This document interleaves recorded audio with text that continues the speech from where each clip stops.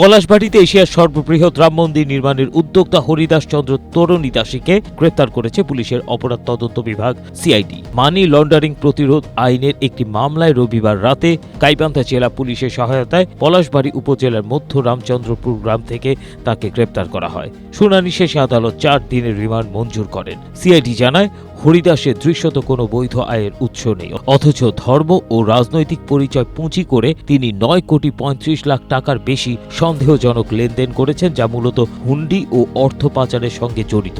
সম্প্রতি পলাশবাড়ি উপজেলা শ্রী শ্রী রাধা গোবিন্দ ও কালী মন্দিরে ৮২ ফুট উচ্চতা সম্পন্ন একটি রাম মন্দির স্থাপনের উদ্যোগ নেয় হরিদাস।